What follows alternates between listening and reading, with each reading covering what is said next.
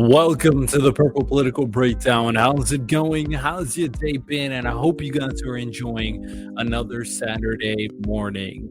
If you guys are listening on the podcast for Apple Podcasts and Spotify, a 5 stars will help the movement. It will help the motion of the podcast as our voices continue to be heard.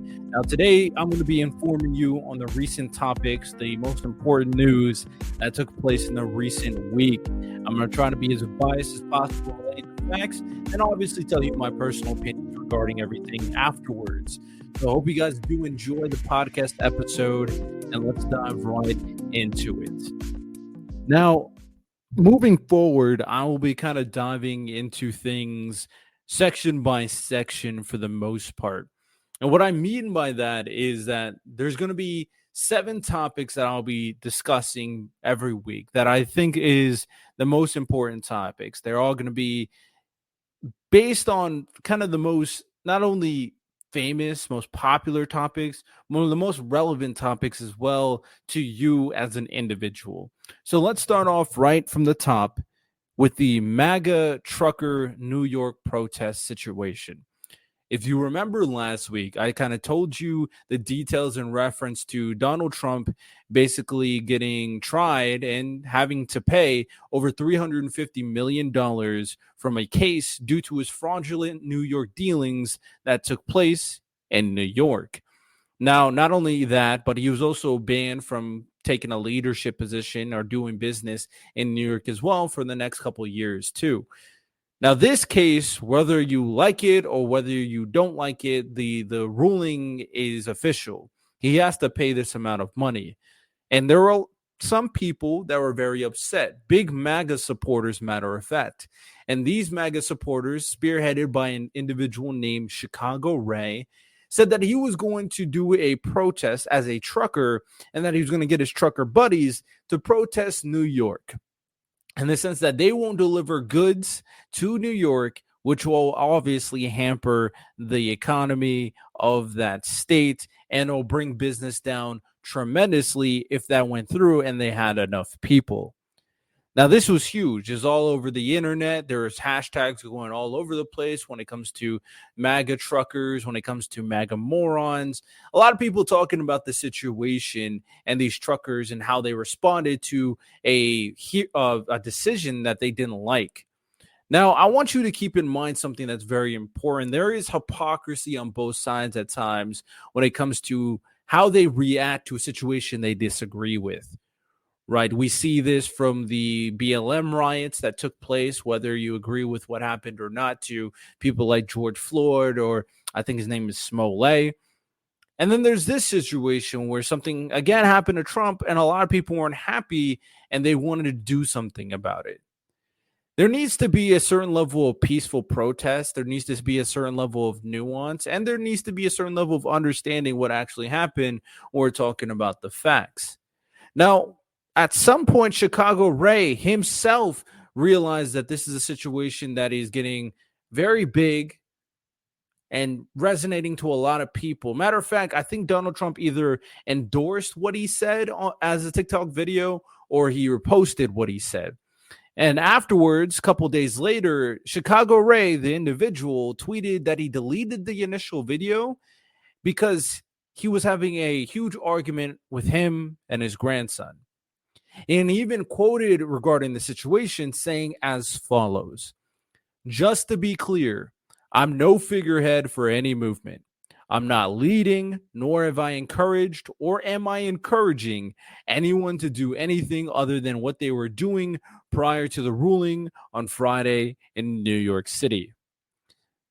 So he, as an individual, was kind of taking back what he did initially.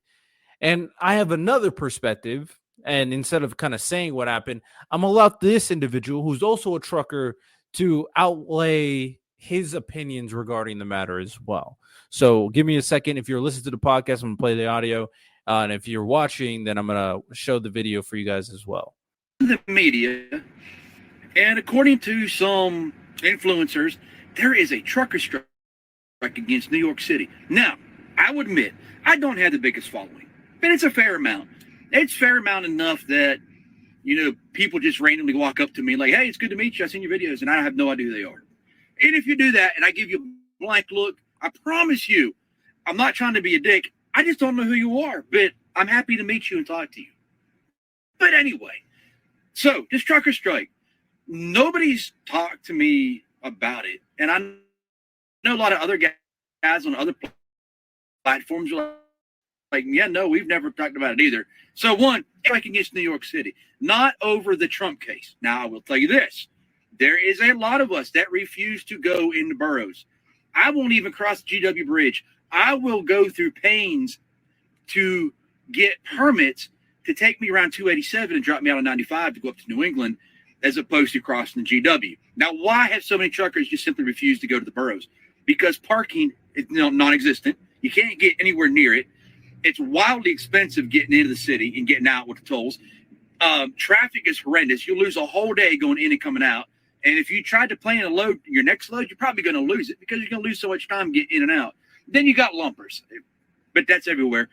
And crime is wild. Then you got people making money tattletaling on you for running your truck. I'm not going to sit in my truck and freeze or sweat. You can suck my left nut. I'm not doing it. So I'm just not going to go there. I have not been to the boroughs in 15 years. There's a lot of us that would be like, no, not doing it, no more. And there's people in the industry that never been that go one time. They're like, no. And it's such a problem that trucking companies that say, we are forced dispatch. You will go where we tell you to go. Will not force a driver to go to New York City. We'll say, are you willing? And they will pay a bonus to try to get you to go. Also, a lot of guys don't go because they've got 53-foot trailers. There's areas in New York City where you cannot have a 53-foot trailer by law. So it has to go on something shorter. So here's the thing, guys. There's no trucker strike over this court case. Yes, some guys are mad. Yes, some that have got a big following have gone viral talking like, oh, we're not going to go. It's like Colorado. They didn't stop going to Colorado. Colorado flinched because of a bunch of blowhards talking. You can't get two drivers agree the sky is blue or it's raining, and they're standing out there getting drenched. That's just a simple fact of the matter, folks. So that's what a trucker guy had to say regarding the matter. And I just wanted to share it. I thought it was interesting when it came down to it. Now, the second bit of news is in reference to Israel-Palestine. I'm going to kind of tell you some of the things that took place in the recent week. This conflict will continuously be important, not only for people who care about the circumstances and the situation, but also for elections, as this is going to be a hot button issue that the Democrats and the Republicans will continuously talk about on how they plan to handle this circumstance and the situation, as well as our relationship with other countries, and I'll talk about that in a second. So to start off, Israel was planning to expand its ground operation in Gaza's southern city of Rafah by the start of Ramadan if Hamas does not return the remaining hostages held in the enclave by then. Israel's war minister warned this, and Ramadan, from what we're aware of, may start around March 10th of this year, which is, it's kind of crazy, I'll be honest, starting a conflict, a operation on the most important day to the religious Islamic people of Gaza, of Palestine. For the most part, a lot has taken place. A lot of people have been killed. A lot of people have been injured. And as of right now, the United Nations International Court of Justice began a week of public hearings over the legality of Israel's role in the Gaza Strip, the West Bank, and the annexed East Jerusalem. So these hearings took place, and a lot of these countries were trying to figure out what they want to do, especially the fact that a lot of them potentially wanted a ceasefire. Matter of fact, the only country that vetoed a resolution from the United Nations Security Council calling for a ceasefire in the Gaza Strip was the United States, and a 13-1 vote, with the UK abstaining. This is tough, and it sheds America in a very weird light, where all these other countries are asking for a ceasefire regarding the situation. And the United States, especially due to our relationship with Israel, is unwilling to call for that ceasefire, not necessarily thinking that Israel is justified, but supporting the actions of Israel altogether. Now, that's not the end of the hearing. Matter of fact, Israel actually agreed to resend negotiators to participate in the Qatar mediated ceasefire talks to pause fighting in the Gaza Strip. So ultimately, this could be a huge situation. For me, I've always said that the circumstance between Hamas and Israel is very complicated. With Palestine and Israel, very complicated with the dawn of their history and how everything turned out in terms of the conflict between the Palestinians and the Israelis. How they were both kind of justified to be at the land that they were, which caused the kind of conflict between the two, with Israel basically coming on top, and consistent conflict from there, with people believing that Israel coming out on top are kind of just occupying the Palestinians. And then October 7th happened. It's a very murky situation with no clear right guy, justified guy. And with the situation as it is right now, with Israel being more and more aggressive to the people and making operations into Rafah, and Egypt threatening to end the peace agreement between Israel, there needs to be a step of peace. There needs to be some type of end to this, because there's not going to be a win-win for Israel. If Israel just goes out there and just eliminates all of the Hamas and kills more and more people, they're going to be basically seen as a very negative figure throughout the entire world, especially if you push a lot of these people into other countries, which is a hot button issue in terms of migrants leaving their country and basically staying in another country. So what will happen moving forward? It really depends on how this negotiations are going to go regarding the ceasefire talks. And of course, there's going to be more conversations regarding the UN and how this should be handled. So that's all I got regarding the Israel-Palestine stuff. Definitely let me know what you guys think. Again, I do think it's a complicated situation, but I think at this point, my position at first was that Hamas needs to accept that they're just not going to win this. But now I think Israel has all the leverage, and I do think they need to take a step in the right direction and ending this for good. And is that a two-state solution? It may have to be, and you just might have to eat it, especially if you want to keep relations with other countries across the world, right?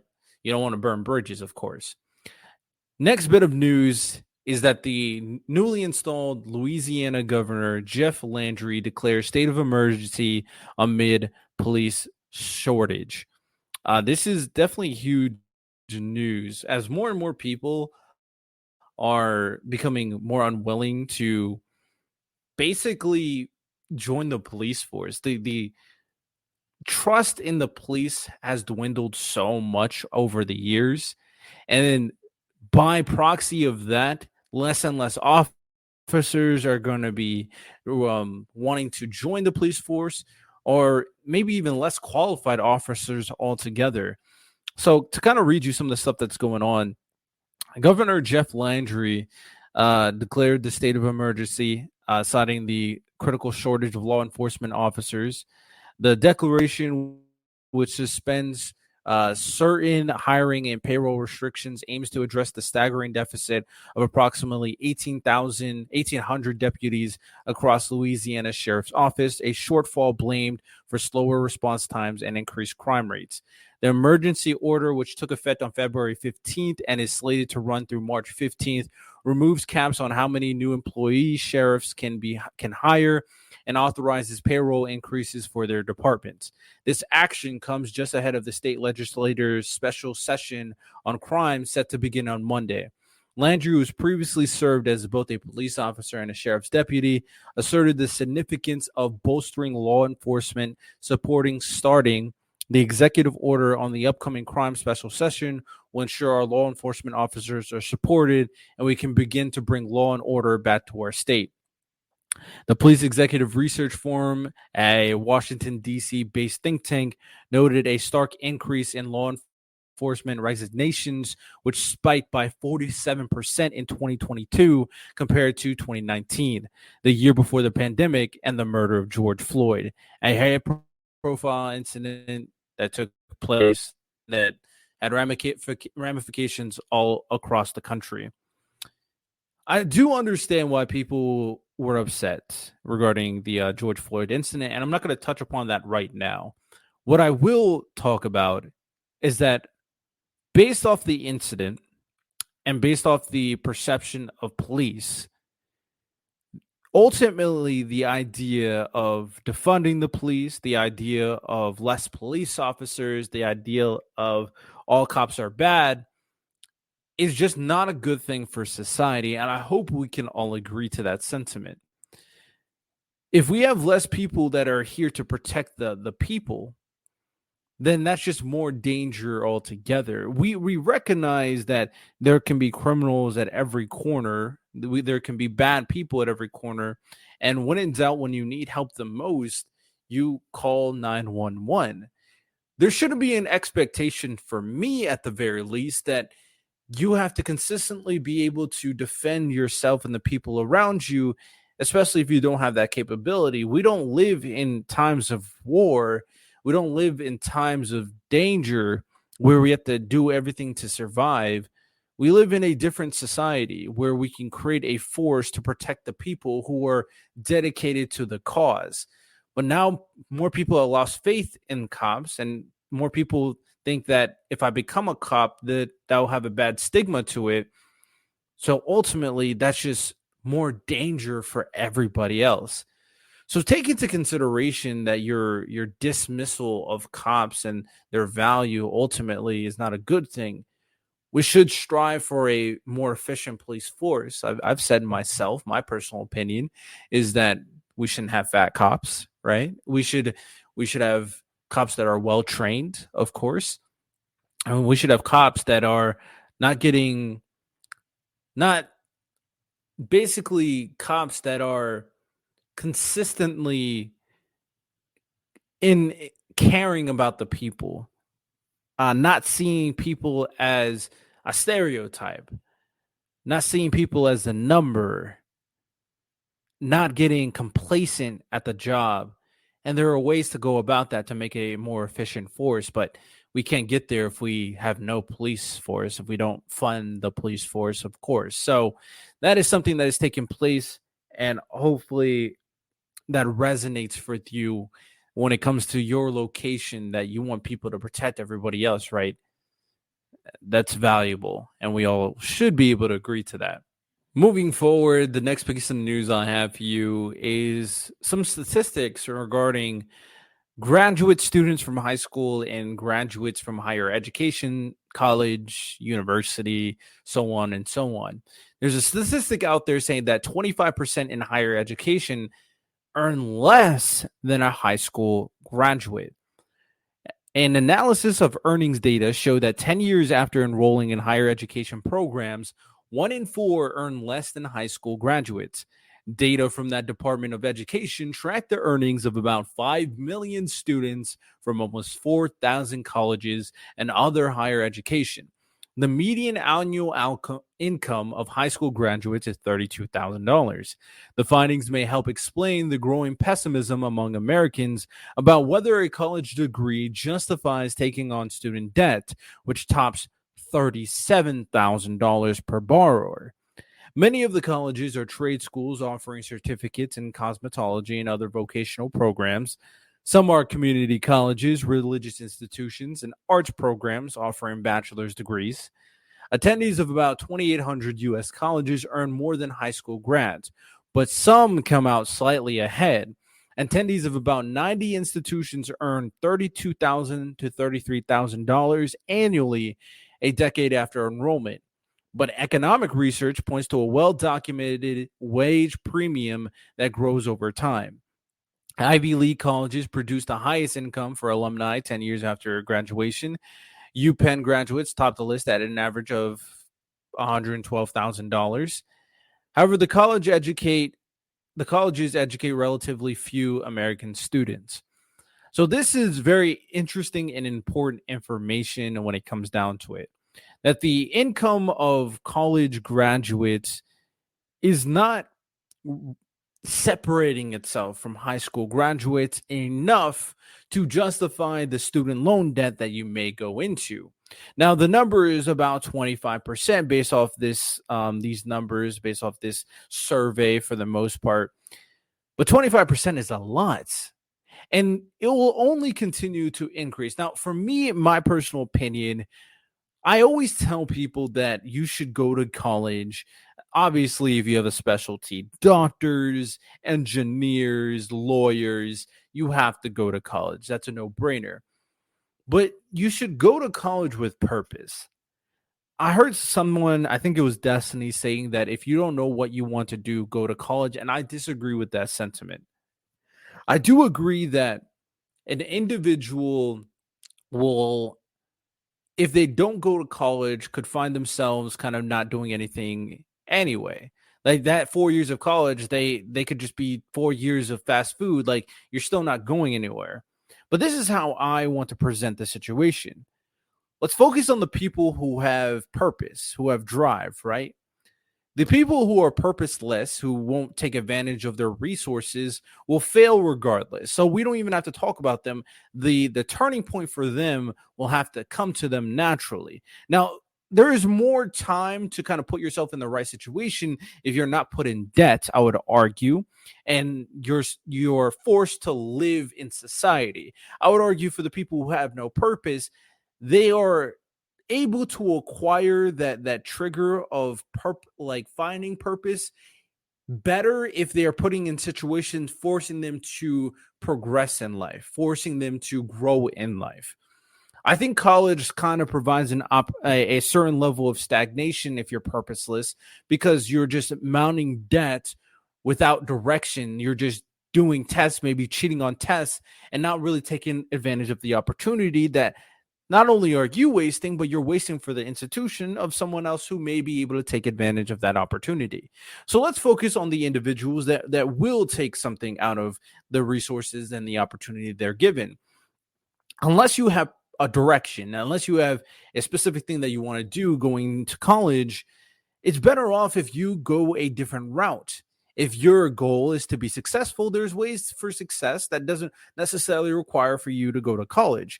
There are programs you can learn, there are things that you can study, and there are routes you can take that you don't have to put yourself in massive debt. Now, if you have a vision of a certain specialty that you want to go in, that's not lawyer, that requires you to go to graduate school, then at that point, going to college may be able to put you in an environment that basically allows you to flourish, which I do think is maybe a well-founded risk in terms of investing in yourself. But ultimately, as we see with the internet and with these different programs that are popping up, people are able to achieve success in their own way, not necessarily becoming a famous content creator, but learning and finding knowledge and information and gaining experience in a way that doesn't forces you to invest a potential detrimental way. You can invest in yourself with time, with dedication, with knowledge, versus investing in yourself monetarily, which doesn't guarantee a better outcome, because there are a lot of people who go to college, invest in themselves, end up in debt, and don't even do a job that is associated with their degree. So these numbers, as they continuously come out, it wouldn't surprise me as more and more people lose faith in college, which is why free college programs are a smart idea moving forward, of course, for people who want to get an education but don't want to put themselves in $30,000 debt. So that's just my opinion regarding college and these recent facts. And it's going to be important to consider moving forward how this number will change in terms of the percentage. Let's move on to the next thing. Speaking of college, the Biden administration cancels $1.2 billion in federal student loan debt for roughly 153,000 people who borrowed less than $12,000 and have made payments for at least 10 years. If you remember when he was talking about the kind of canceling the debt, there are certain things that he could and couldn't kind of get approved. And this is officially one of those things that he was able to get approved in terms of people who have been in debt for a very long time, kind of giving them an opportunity to restart themselves to an extent. Now, it's not a complete overhaul for all the people involved, but if you're an individual who believe that the reset with federal student loan debt and the deferment of student loan debt, especially during COVID time, was a good thing, then you should probably be happy about this situation. Of course, people on the right still are not going to like this, but there needs to be a recognition based off what I just said in terms of people not getting the bang for their buck in terms of their individual investment. This is a good thing for people. And hopefully these people will take this newfound opportunity and financial freedom to do better for themselves, their family, and their community. Moving forward, we got the Texas judge who finds Houston area high school dress code, which resulted in a student suspension over the length of his dreadlocks, did not violate state law. And this case was huge, as simple as I can put it. This case was huge. I saw it all over social media when it came down to it, of this student that had dreadlocks and had basically was suspended from his school until he, I guess, got him cut. I do want to read you some information, then I'll give you my personal opinion regarding the situation, of course. A black high school student's month-long punishment by his Texas school district for refusing to change his hairstyle does not violate state law that prohibits race-based hair discrimination, as I discussed just earlier. Daryl George, 18, has not been in his regular Houston area high school classes since August 31st because the district, Barbers Hill, says the length of his hair violates its dress code. The district filed a lawsuit arguing George's long hair, which he wears in tied and twisted locks on top of his head, violates its policy because it would fall down below his shirt collar, eyebrows, or earlobes when let down. The district said other students with locks comply with the length policy, and obviously they are not suspended for it. Now, after about 3 hours of testimony in the district judge for this state district judge, Chap Kane III ruled in favor of the school district, saying its policy is not discriminatory because the Crown Act does not say that exemptions for long hair can be made for hairstyles that are protected by the law, including locks. And he said courts must not attempt to rewrite legislation.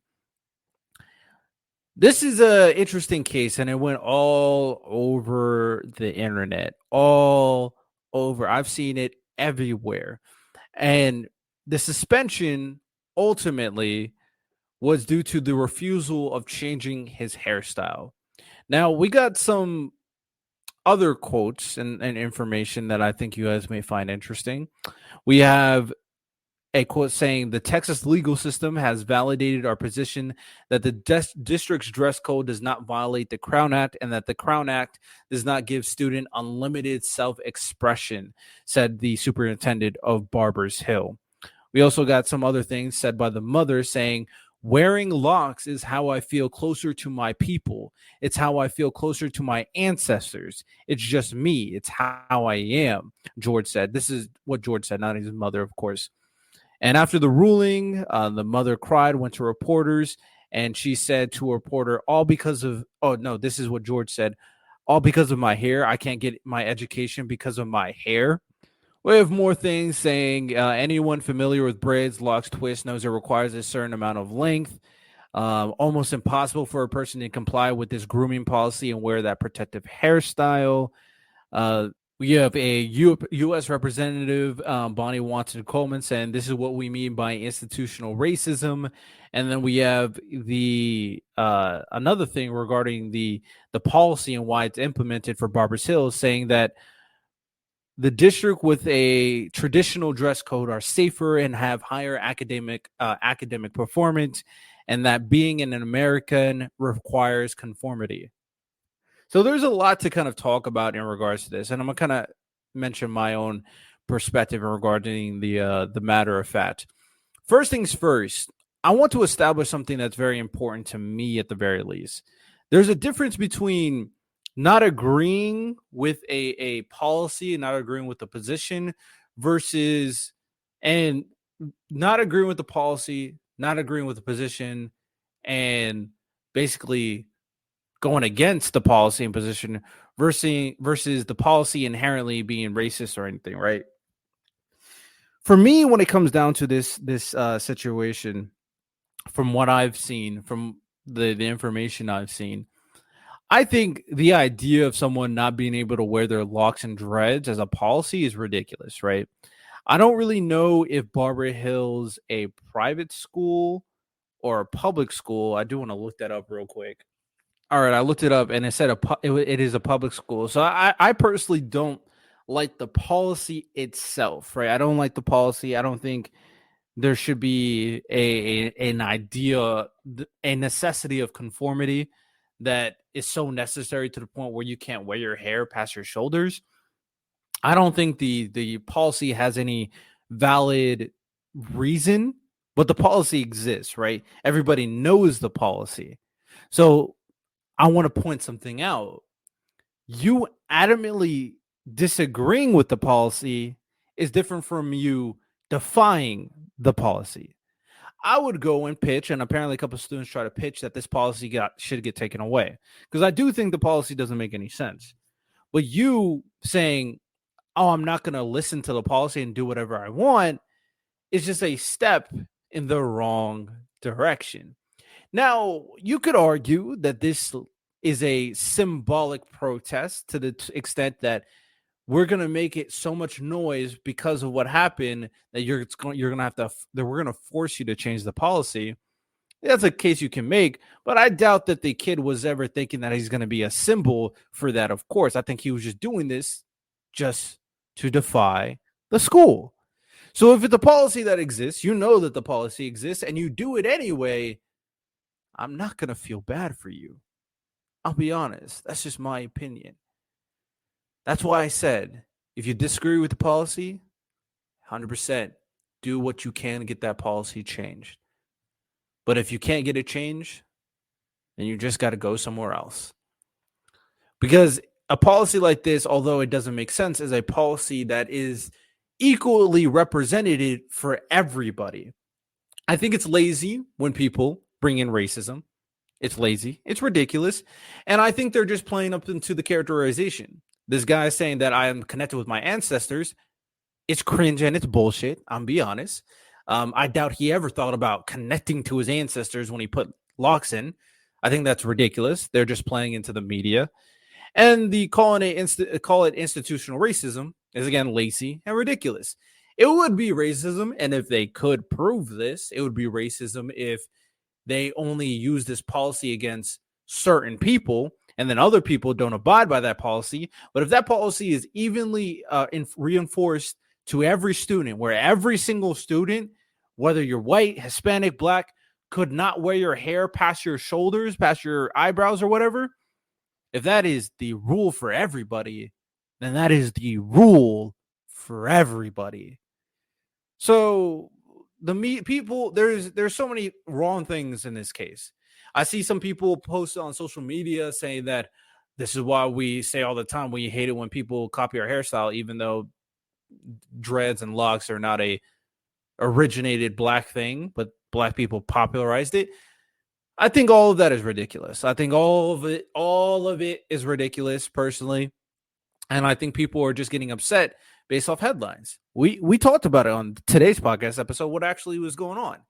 We had a school that had a policy. We had someone who didn't want to listen to the policy. And now the person is screaming racism. The person is saying that I'm trying to connect to my ancestors. And the school is just not budging. And I think the judge made the right call. I disagree with the policy. I think the policy is stupid as hell. But if this is their policy, if this is how they want to run their school, then who am I to say no? I only can do what I can do. I just gotta leave. I just can't go there. I think that's the only thing you can do at that point. If you want to wear your hair so badly in dreadlocks, then leave. You gotta leave.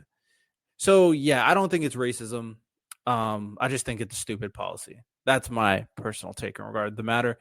And I think we have one more take for our seventh bit of news of the week. And it's in regards to Switzerland, as Switzerland asked the UN to explore solar geoengineering. Switzerland has initiated a global debate on whether the risks, benefits, and uncertainties of dimming the sun should be studied by a UN expert group. The Swiss want the UN to gather information about research into solar geoengineering and set up an advisory panel to investigate its use to reduce global heating. The Swiss have proposed solar radiation modification to mimic the effect of a large volcanic eruption by filling the atmosphere with sulfur dioxide particles that reflect part of the sun's heat and light back into the space. Some areas, the international community has rightfully decided are simply off limits, said Mary Church of the Center for International Environmental Law. Solar engineering belongs on that list. In 2022, about 500 scientists signed an appeal for a non-use solar geoengineering agreement that stipulated no public funding, deployment, patents, experiments, or support in international forums. So Switzerland is trying to get this kind of going. And this is interesting, solar geoengineering. We know that the planet of Earth is getting warmer. Obviously, it's people can say it's a problem if you're a big climate change activist, which I have no problem with. But the idea of manipulating the sun can be very, very, very dangerous, to the point where when it comes down to the Earth, its position, and what happens, it's such a small percentage of margin of error to where the Earth can be completely like destroyed, right? We can get too cold, too hot, and it'll ruin all of human civilization. So I can understand why this would be off limits, because if you kind of go down this route and you make a mistake, all human civilization could die. I would be curious, because I've remember kind of learning about this, if we can create a system, and this may still follow under solar geoengineering, but create a system that kind of absorbs the energy from the sun while also taking back, keeping the heat at bay to an extent, but absorbing the energy and rerouting that energy to create other means. Because if you don't know, if we were able to harness the energy of the sun, basic human technology would progress at a ridiculous level. Human ingenuity will go far beyond our current understanding if we were able to harness that much energy. But again, that plays into the danger of manipulating the amount of heat that the Earth gets, of course. So that's just a thought that popped into my brain. It's an interesting suggestion that Switzerland is trying to do, but is this something that will eventually get changed in the future? I'm interested. I'm interested in hearing the conversation at the very least. So that is all we got for today's podcast episode about some of the most important events, news, agendas, things that took place in the recent week. I do hope you guys enjoyed. Of course, tune in to our next podcast episode. I think I won't be having one Monday, but I will be having an episode drop on Thursday when I talk with Joan Blade to talk about living room conversations and talk about basically building trust in elections and how we can do that as a society, as a people. So I hope you guys enjoyed. Y'all have a good one. Take care and peace.